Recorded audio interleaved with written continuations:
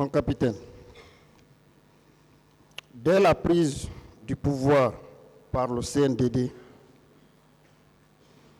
votre engagement n'était-il pas de rendre le pouvoir aux civils à la fin de l'année 2019 sur la base des élections libres, transparentes, crédibles et auxquelles vous et les autres membres du CNDD ne seraient pas candidats? Oui. C'était bien cela? Oui. Bien. Alors, qu'est-ce qui justifie le changement de votre engagement à ne pas être candidat et qui vous a conduit à dire que vous êtes aussi citoyen de la Guinée et que si le peuple le souhaite, vous allez ôter la tenue pour être candidat? Qu'est-ce qui a justifié ce changement? Merci bien, maître. Vous savez, je vais être très sincère par rapport à votre question et devant le tribunal. Lorsque vous vous sacrifiez pour une nation, vous prenez le pouvoir. J'ai pris le pouvoir, j'ai fait appel à tous les leaders politiques qui étaient même à l'étranger. Je les ai invités au camp Al-Fayda. À un certain moment donné, ces mêmes leaders ne veulent plus me reconnaître.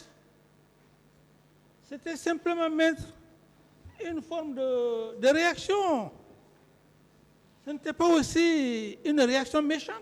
J'ai voulu simplement dire que nous sommes tous Guinéens. On n'est pas né militaire, on n'est pas né magistrat, ou on n'est pas né avocat. Mettez de l'eau dans vos vins pour qu'ils se calment.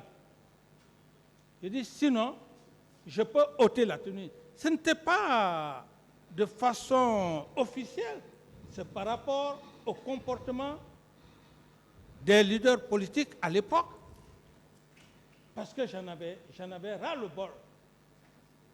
C'est tout simplement ça, maître. Ce n'est pas parce que vraiment j'avais la décision de me présenter aux élections, non.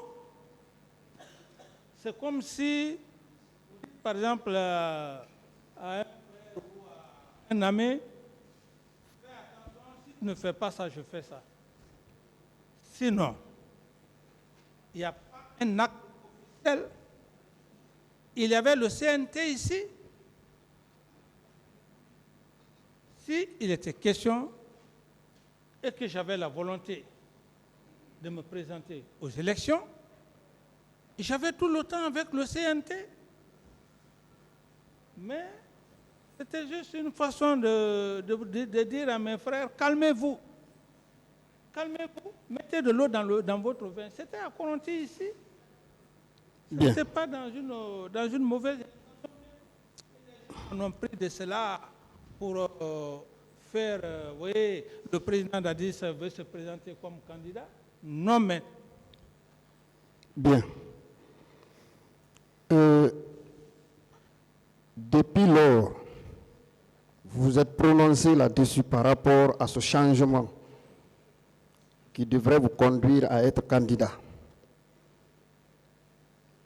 Il y a eu tant de mouvements de soutien qui ont proliféré dans la ville de Conakry et même à l'intérieur du pays.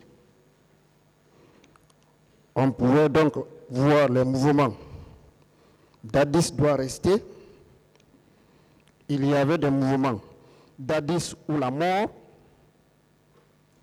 Il y avait des mouvements. Ces mouvements qui étaient nés, on a vu que les membres du CNDD étaient devant pour présider ces manifestations. Nous avons des preuves. Certains sont allés à l'intérieur, donc colonel Kigoro et Papakoli Kourouma. Vous avez suivi également lorsque Toumba a dit que le jour où vous êtes revenu de l'AB, Je ne vous il a présidé. Posez la question, posez votre question. C'est la question que je pose. Qu'il a présidé même un mouvement de soutien des Thomas, je m'excuse du terme. Mais ils étaient venus effectivement au camp. Alors, qu'en dites-vous de ce mouvement? Merci, maître. Oui. Vous savez, il y a un de vos confrères, j'étais avec lui tout de suite par rapport à Nicolas Machiavel. Et tout de suite, j'ai dit à votre confrère de ne pas trop parler de fidèles. Et cette stratégie avait été mise en place en vue de me créer des ennuis. Même à Coronti ici. Mais ce sont les mêmes éléments qui travaillent avec moi, mais qui travaillent avec d'autres personnes. Même la réception qu'ils ont eu à faire au stade du 28 septembre, ce jour, on a vu un groupe de jeunes où ils ont même posé ma candidature ce jour. Mais qu'est-ce que je dis? J'ai eu un réflexe. J'ai simplement dit à ces jeunes que j'ai compris, mais c'était cette machine qui était là. Ils étaient avec moi, mais ils étaient avec, comment dirais-je, avec leurs hommes.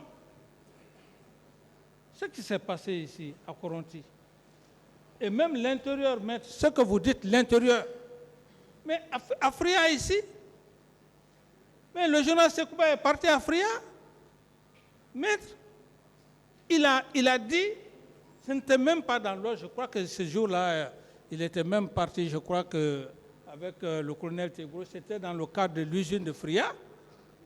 Dans son discours, il en a profité l'occasion pour dire que nous voulions que le président d'Addis soit candidat.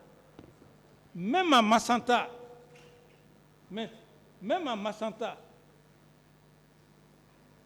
c'était une façon de m'opposer aux leaders politiques et à la population.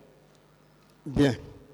À ce propos, au niveau de l'opposition également, d'autres ont mis en place des mouvements contre Dadis, la candidature de Dadis. Et on pouvait voir également ces mouvements qui étaient dénommés Dadis doit partir, Dadis doit quitter. Au même moment. Qu'en dites-vous? Oui, mais c'est cette machine qui était là, préparée. Dadis doit rester, Dadis ou la mort, pour envenimer, pour mettre l'huile sur le feu. Ça, c'était les vraies prémices du complot. Des gens auxquels j'ai eu confiance en eux, comme le général Sekouba, le cas de Massanta, il est parti là-bas, à Fria également.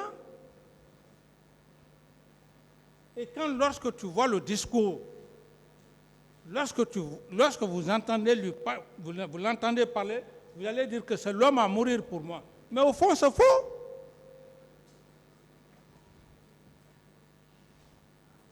Si vous entendez Sekouba parler de ma candidature, mais entre Dieu et moi, vous allez dire, lui, il peut mourir pour cet homme.